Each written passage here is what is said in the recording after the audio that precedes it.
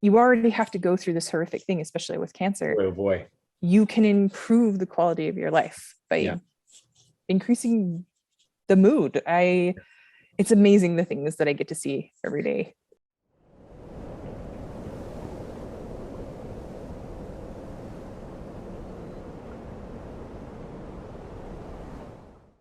Hey everybody, welcome back. John Malanca here with United Patient Group Be Informed and Be Well. And I'm really excited because I have a guest on here, Kylee Shumway, who we've actually been on the video talking for about an hour here. So excited to get back. And I said, we better just start filming. But Kylee, good to see you. How are you doing? I am so good. It's so good to be here. Thank you for having me. Well, you're going to love her energy, everyone. So Kylie, the reason I have Kylie on here, Kylie is a pharmacist, and I truly believe that pharmacists need to be more involved. And I love it that the younger pharmacists are coming on board and leading the way. And I want to say young, you've been a pharmacist for 6 years, and so you've seen a lot, you know a lot.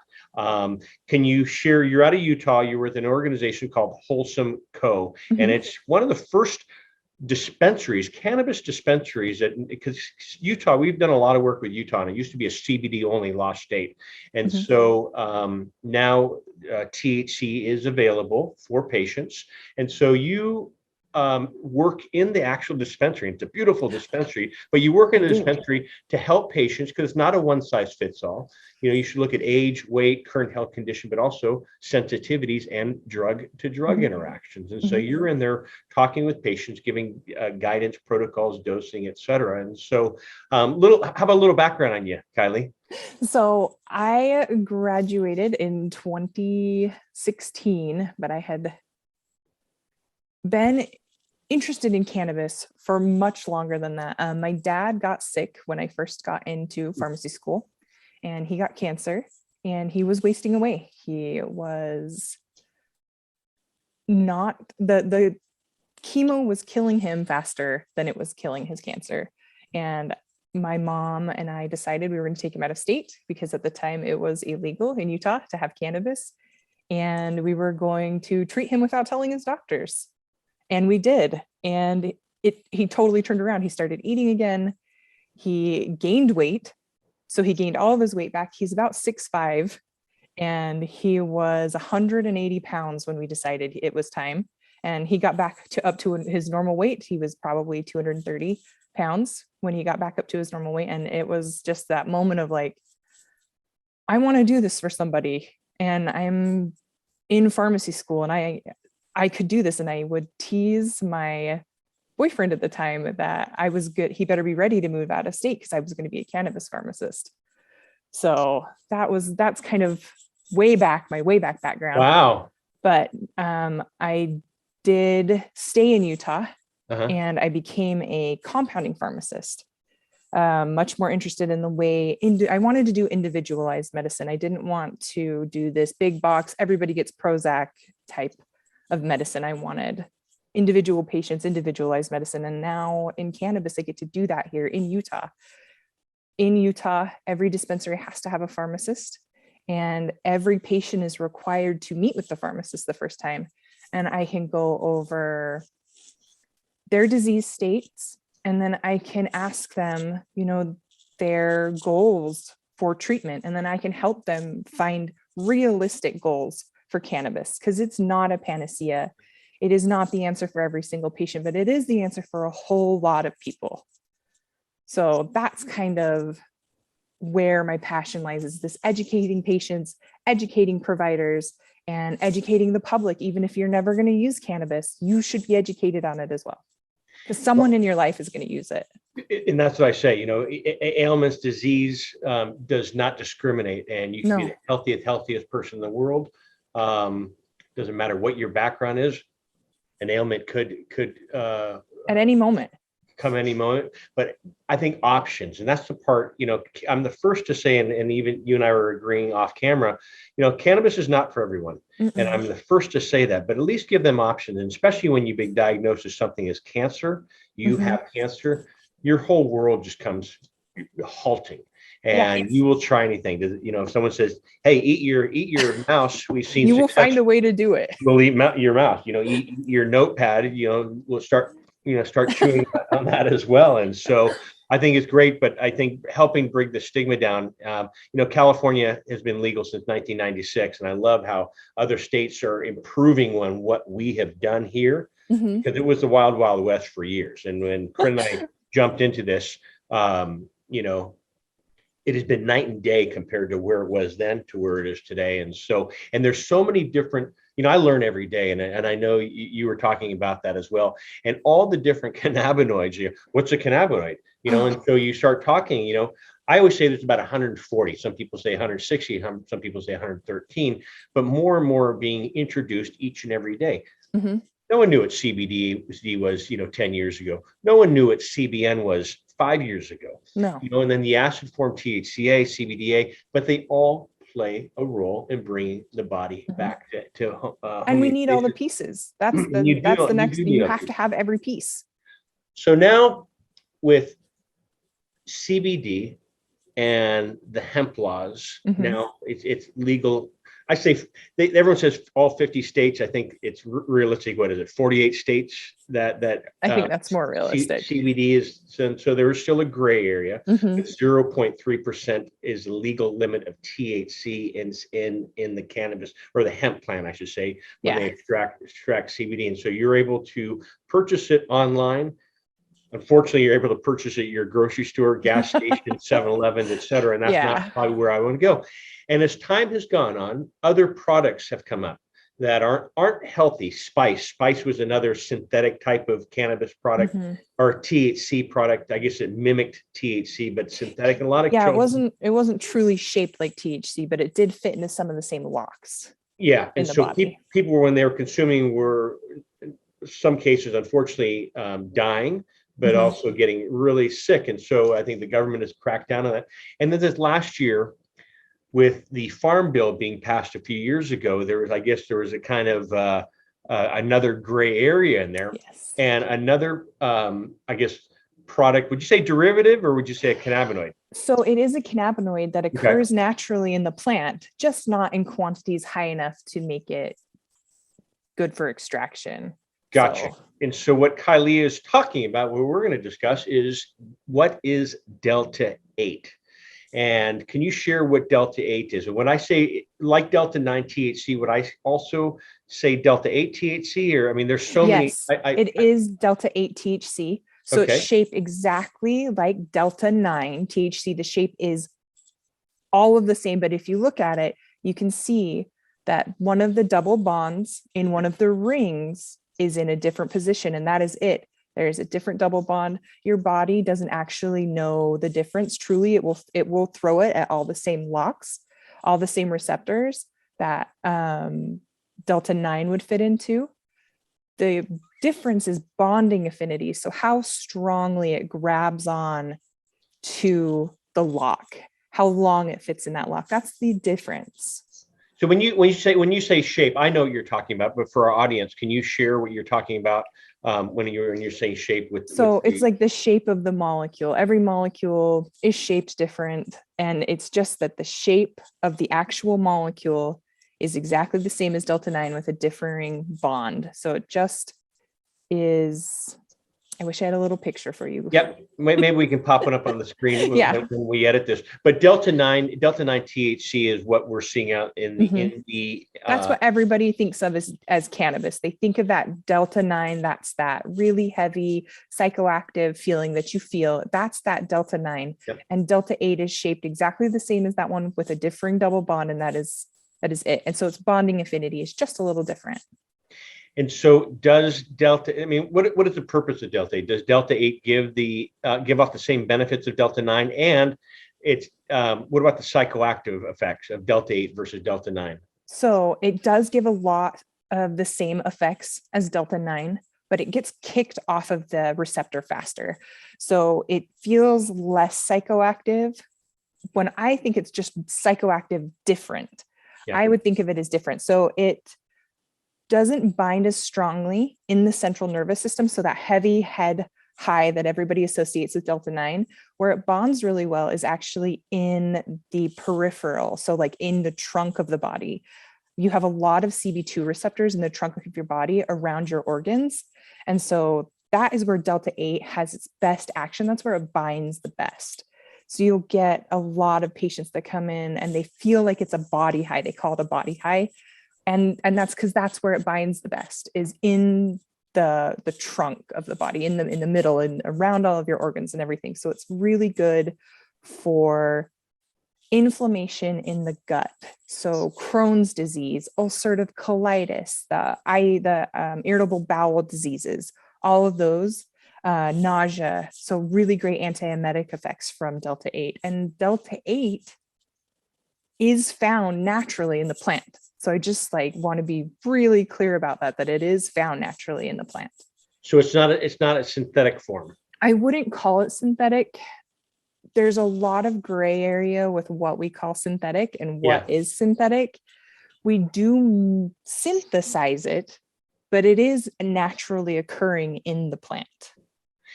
I'm probably getting ahead of myself here because the FDA, you see both the pros and cons, I think, in everything, especially with what's going on today with vaccine safe, not safe, mask safe, not safe, traveling safe, not safe. And now with Delta 8, even on the FDA's website, it of course has all the warnings on there.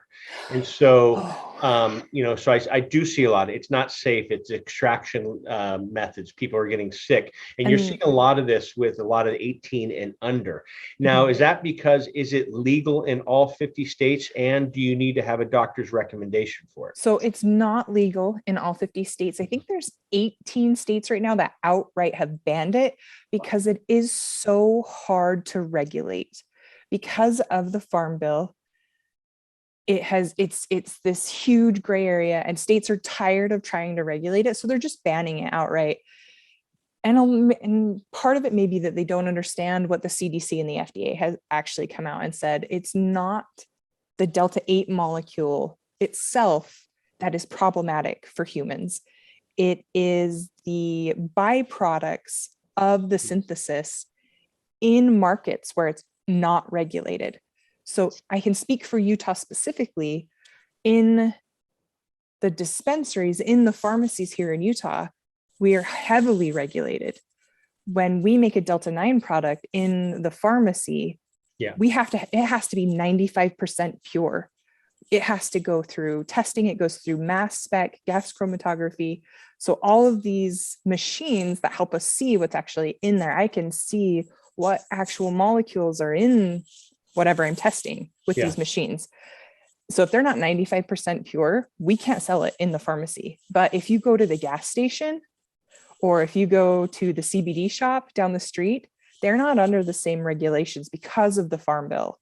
Gotcha. So they're not being tested. And I have in my pharmacy, I have all the certificates of analysis that show what showed up on the testing. And I can produce those at any time. Beautiful. So it's two different worlds. It's that regulated world, and then it's that totally unregulated. People are making it in their basement or whatever they're doing. That's where the true problem lies, is in those byproducts, because you do use a catalyst. So you do use an acid to change the bonds that you need to. And if those aren't washed out properly, if you don't get rid of those properly, they can leave harmful byproducts behind. So it's really important, if you're going to get Delta 8, that it comes from a regulated market. So a lot of the benefits that are listed, so not on the FDA, but other websites of benefit, they're very similar to the benefits of Delta 9 THC. They are. But also CBD. So why would someone take a chance of taking a non-regulated product, Delta 8, versus a product that you carry in dispensaries, THC product, a CBD product, or any other cannabinoid, but you have certificates analysis? And so, hearing you correctly, you do not carry Delta 8 in your. We do.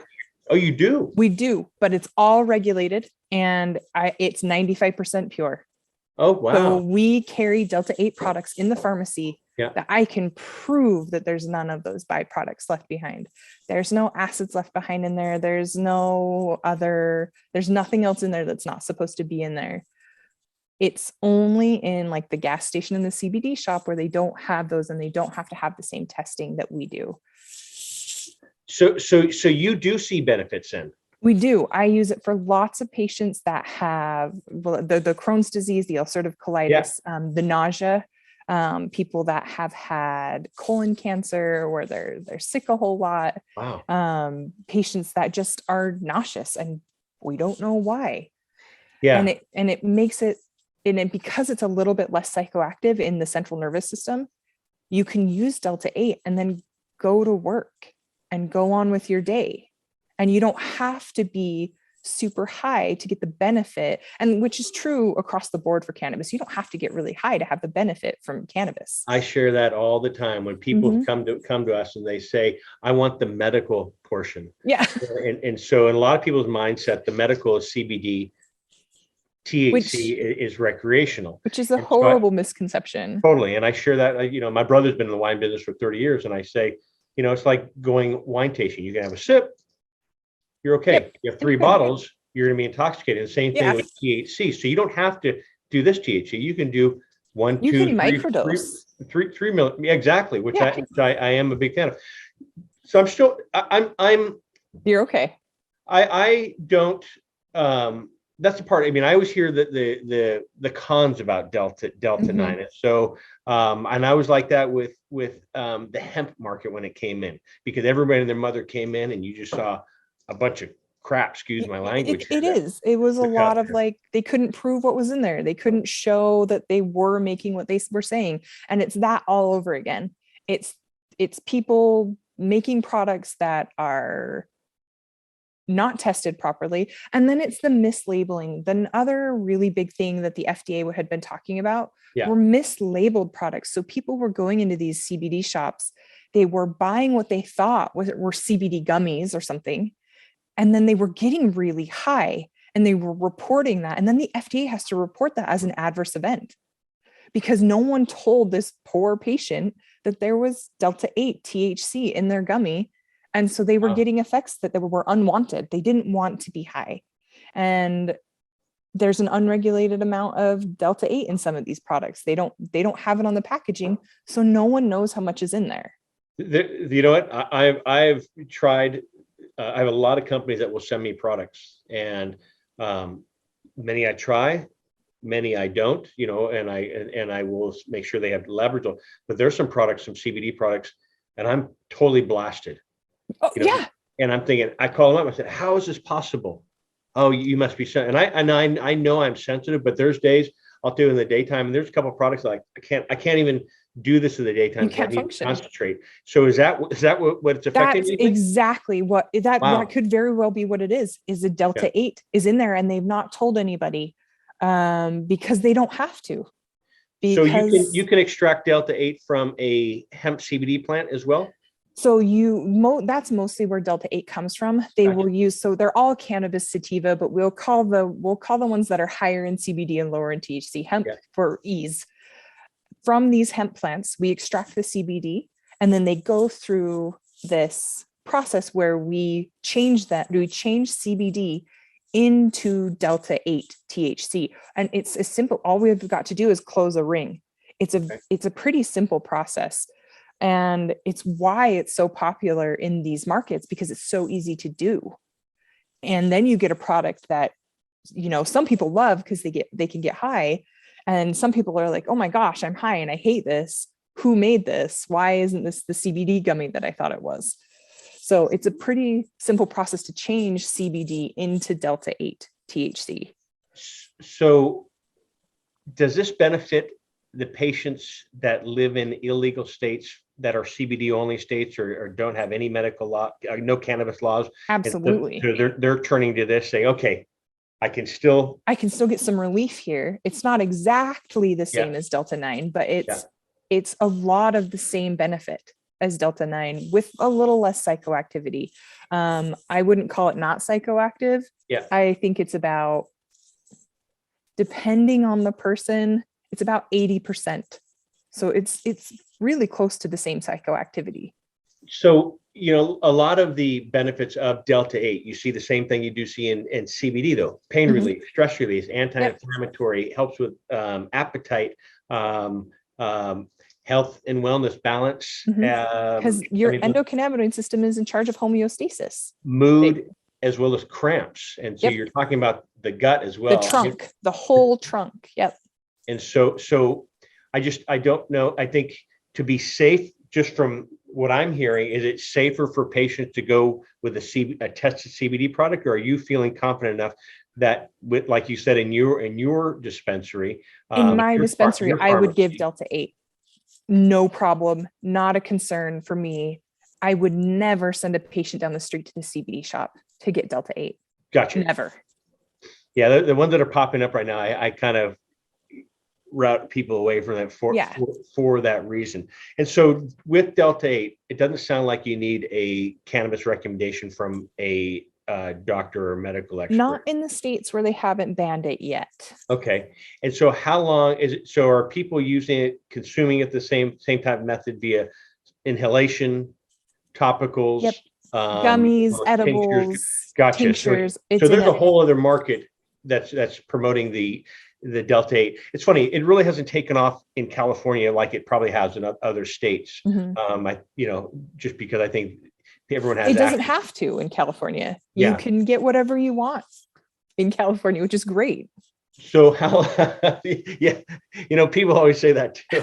Like, and back in the day when you needed a doctor's recommendation, it was the joke.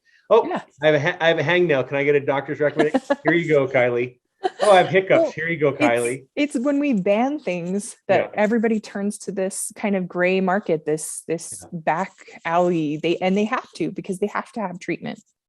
So let me just to pinpoint. I never thought Delta 8 was safe, but hearing you, it's good to hear that. But the things they should look out for are tested products, Delta 8 products that do have the certificate of analysis, also known as COA. Like other cannabis products, I always say if something's 6 months or older, try to get a newer product. Because they degrade. The cannabinoids go through a degradation process, and especially THC will turn into CBN over time. Which is another cannabinoid. Sleep. Yeah. And whatever you've got will make you much more sleepy. Delta 8 right now, the research shows that Delta 8, the molecule, is safe for human consumption. Wow. It's all of the other pieces that could be the problem. It's the products of the synthesis that could be a problem. Because I don't know what they made their Delta 8 with. I know what we make our Delta 8 with. I know what my partners make their Delta 8 with. Yep. And there's different ways to do it. You don't always have to use an acid catalyst. With enough time and enough pressure and enough heat, you could make Delta 8 THC without using an acid. But, it would take some pretty sophisticated equipment. Which is happening. So how is it made? Are they using CO2 extraction, butane, ethanol? I mean, what are they doing? A lot of them are doing CO2 extraction. That's really popular in Utah right now. It's probably the most popular in Utah right now. What are your thoughts? I mean, sorry to cut you off there. No. Supercritical CO2 extraction was very popular in 2010, 2011, 2012. And then a lot of other companies came in and said, well, you're stripping the chlorophyll out of the plant. Mm-hmm. And so you being a cannabis expert and working with patients, and what are your thoughts of that? So there are places I don't want chlorophyll. I wouldn't want chlorophyll in my vape cartridge. I would prefer if that wasn't heated up and inhaled. Uh-huh. But if you had chlorophyll in a tincture, there's no problem. I don't know if I wouldn't say that chlorophyll is part of the entourage effect. So while I think chlorophyll is great and we should have chlorophyll, we should make sure we eat lots of leafy greens and all of that. I don't know if it's one of the most important components in your cannabis. And so for our new listeners, that every day, like you said, ailment does not doesn't discriminate. It doesn't discriminate. And so every day we have people, being diagnosed with something, and they're unfortunately Googling everything nowadays. Mm-hmm. So can you just mentioned the endocannabinoid system. Mm-hmm. So can you just give maybe a cliff note of what the endocannabinoid system is? The endocannabinoid system is a series of receptors throughout your whole body. They are in your brain and they are in every system in the body. They in all mammals. In all mammals, not just humans. So they're in all mammals, and they are what is kind of in charge of a lot of your homeostasis. They send the signals to your brain to do all of the things that the body kind of needs to do. And our body makes its own type of cannabinoids. Anandamide is the big one that you always hear about, but cannabis can act like those. So the cannabinoids in cannabis can fit into that same lock that your body's anandamide would fit into. So it's going to act a lot like that. I guess that's my most simple way I could put that. It is quite a complicated system, but for the I always do a cliff note version that people are like, oh, I don't get it. And I said, well, cliff note version is our bodies recently discovered in the 90s that we all have an endocannabinoid system. They're even saying now everything that has a vertebrae that we're finding more and more have CB1 and CB2 receptors. And I heard sea slugs now, have them. And so, but I guess everybody needs some balance. But what that is the endocannabinoid system. And in Cliff Note version, what is it craving? Cannabinoids. Cannabinoids bringing the body back to balance. And as I mentioned earlier, you don't have to be high to have to see the benefits. One thing on my show, I've talked, for regular listeners, a lot of presentations, I'll have a roll of duct tape behind me on my presentation, and people laugh. They're like, hey, John, you have the wrong slide. And I say, I put that up there because people always ask, does it work for this? Does it work for this? And I don't want to say it has the same uses of 1,000,001 uses like duct tape. But when you really get down to it, the benefits that this plant does offer, and again, it's not for everybody, the science and benefits behind this plant, it will blow your mind on what it can do. To me, saving a life is how we came out of the gate. For others, I sleep better, John. I'm able to go to the bathroom without pain. I'm able to see. I'm able to get off my opioids. I'm able to bring my stress and anxiety down. And so, again, it's not for everyone, but at least giving patients. We need options. It's the same reason we have so many antidepressants. Yeah. One antidepressant doesn't work for every single patient. And it's the exact same thing in cannabis. And not every patient needs cannabis. Yeah. And then not every patient needs the same cannabis. It's not a one size fits all. And it's why I've loved that pharmacists are so involved with it here, is because we are so accessible. Your pharmacist is so accessible. The appointments with me are free. You can come and see me as many times as you need to. And we can work out what's working and what's not working for you. Just you. Even if, I have two of the same person, the exact same disease, they need a different treatment. Thank you. Every time. So this one comes up all the time. John, how long will it stay in my system? And so how long will this stay in my system? One, and then two, Kylie, is Delta 8 showing up on a drug test? Unfortunately, it does show up on drug tests. So the metabolite is really, I think it's pretty much exactly the same. So most drug tests that are testing for THC, you're testing for the metabolites that are left over after the liver kind of does its job. And Delta 8 leaves the same metabolite. So it will show up in a drug test. But, hopefully with the way that we're going, people will stop. We should just stop testing for THC. That's my opinion. Here I am on this podcast telling everybody that, and here we go. And then it stays in your system. So if you are, it's a huge range. It could be 2 days. It could be 30 days. 2 days for light use. So you don't use very often. And this is Delta 8 specifically. So it's about 2 days if you really light use, you don't use very often. And it's 30 days if you're using really heavily. So there's a huge span.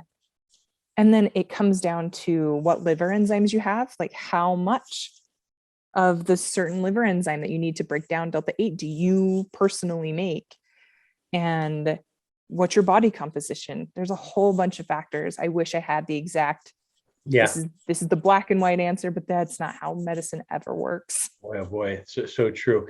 You mentioned about going to the liver and stuff like that.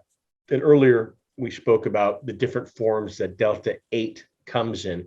What do you see with patients? I know onset, some patients who are in pain want to use ingestion method via smoking or vaporization, and others prefer tincture, or less, a little more discreet. A lot of my patients love tinctures because they look so medical. And Okay. they love that. They're really comfortable with that. So capsules and tinctures, they look really medical. And so a lot of my older patients, or maybe patients that are a little more nervous, they love those just because they feel safe. I like layering. So using a tincture or an edible so you can have long relief, 6 or 8 hours, depending on your body. Yeah. And then layering in an inhalation form when you have breakthrough pain or you need pain relief right now. It's not for everybody, but a lot of my patients have really, really good luck with that kind of like layering. But it takes some trial and error. It's always trial and error. Trial and error. A lot of this is safety. So you're not, for that. And a lot of patients will say, John, I wake up after I take this CBN product. And I say, sometimes when you wake up, depending, and that's what I do. Like if I wake up and it's midnight or 1 compared to 4 a.m., if I get up to go to the restroom, I'll take another dropper of CBN and go back to sleep. Yeah, because that'll work in 20 minutes. Totally. And so I just go right back and fall asleep. Here's one. With Delta 8, with the laws being gray area, is a patient able to travel outside of their state legally with Delta 8, or is that not, has that not been discussed? I wouldn't. Okay. Mostly because if you got pulled over, they won't know the difference. Okay. They don't know the difference. And So then if you go into a state where it's banned, I not worth it, huh? My big, don't cross state lines with cannabis. I don't care what kind it is.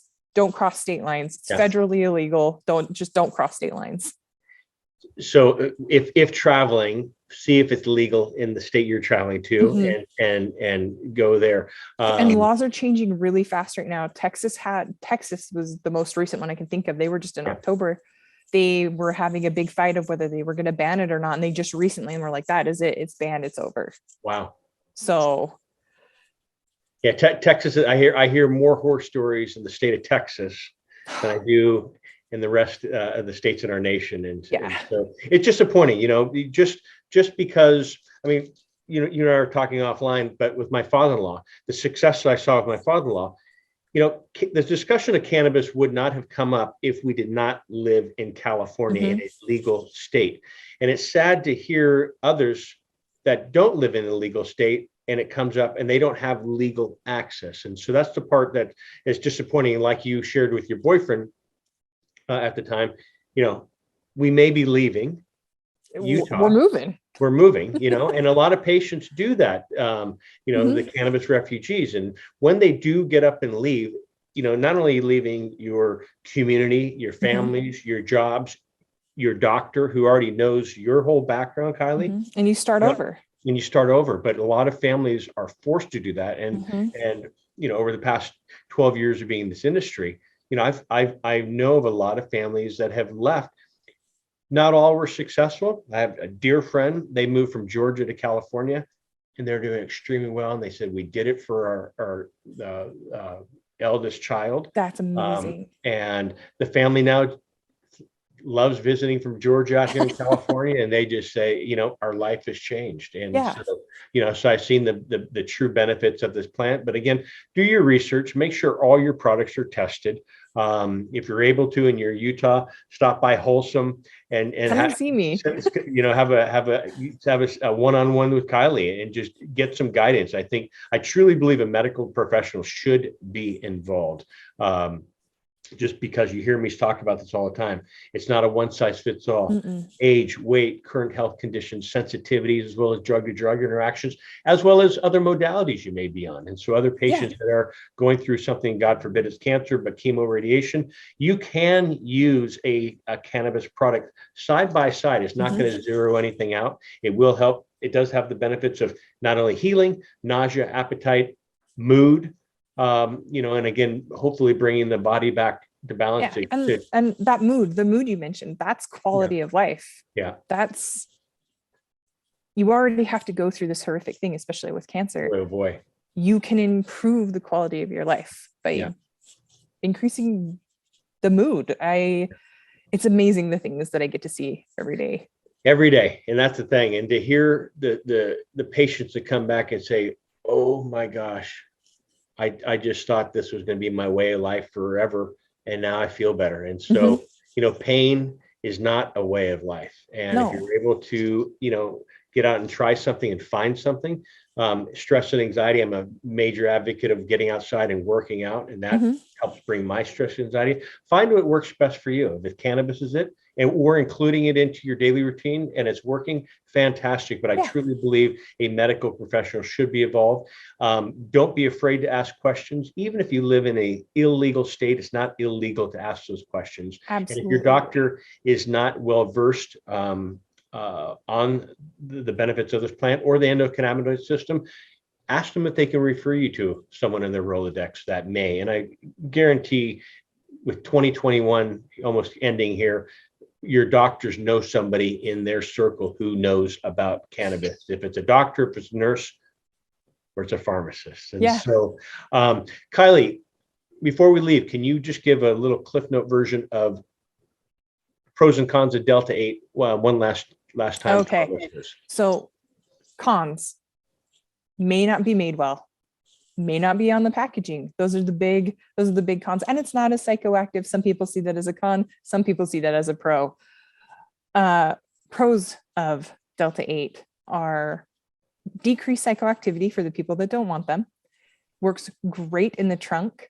So really fabulous for inflammation all over the body, but especially in the trunk. So even back pain, holy cow. I forgot to mention that earlier, but back pain, Crohn's disease, ulcerative colitis. And then I think that's my Cliff Notes. That's what I got. So trunk in the body, not in the car.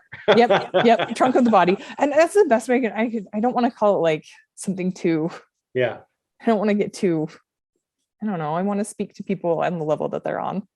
And I think that's the best way to do it. Being able to not talking so much science where they're just looking at a deer in the headlight, and explaining. That's why I use the Cliff Note version of bringing the body back to balance. Endocannabinoid system. What's it looking for? Cannabinoids, and cannabinoids come in all shapes and forms. But and they all play a part and play a role. And so, Kylie, I can't thank you enough for coming on, and thank you. I would love to get you back on. I'd love to talk about pain. Please. I'd love to talk about drug to drug interactions.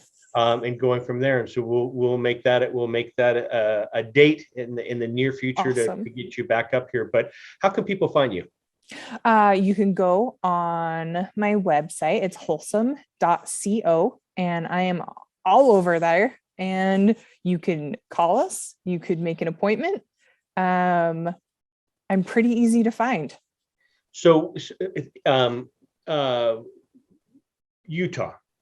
So is Utah, so I'm California. If I came to Utah, would I have access to your dispensary, or do I need a medical? I would. You would. So we finally got the law all taken care of and in place where if you have a medical card from another state, you can come here. You can go on the state's website. So that's evs.utah.gov. And you can put your medical card's information in there and you can get a temporary card here. I'm not 100% sure how long they last. I think there's some limits on it, but you can get a card here and you could actually come and see me in my pharmacy. I think that's fantastic. So for the patients, so like myself, California being adult use, 21 and over, same thing with Colorado, Oregon, Washington, no need for cannabis cards here, recommendations. Coming to your state, I would not be able to come in there. You would not, you'd have to have a card. Okay. That's good to know. And is it, can they get a card like the online things, or does it have to be an official, state approved card with the state? I think they'll take any medical card from a state where it's legal. Gotcha. Okay. So, and I always share with everyone too, go to your Department of Health of your state and type in Medical Cannabis Division or Medical Marijuana Division, and they'll have a list of laws, as well as recommending physicians. They're not always up to speed when it comes to the science and the endocannabinoid system. They did take a course, but I think it's education, starting education. And I always talk about the pebble in the palm with the ripple effects and getting the education out. And that's why we do shows like this. And so Kylee Shumway, love the name. And you can find her at WholesomeCo. If you're in Utah, stop by the dispensary. And which city is it in Utah? We're in Bountiful, so just a few minutes away from Salt Lake City. Close. Gotcha. Bountiful. So everyone, thank you very much, Kylie, for being on. This is John Malanca with United Patients Group. Be informed and be well, and we will see you soon. Have a great day, everyone. Bye-bye. Hi, John Malanca here with United Patients Group. I hope you've enjoyed our videos. Please click like as well as subscribe to our channel here on YouTube. Also, follow us on Twitter at Patients Group and on Facebook at United Patients Group, as well as for our podcast. Please click the link in the description below. We'll see you there. Bye-bye.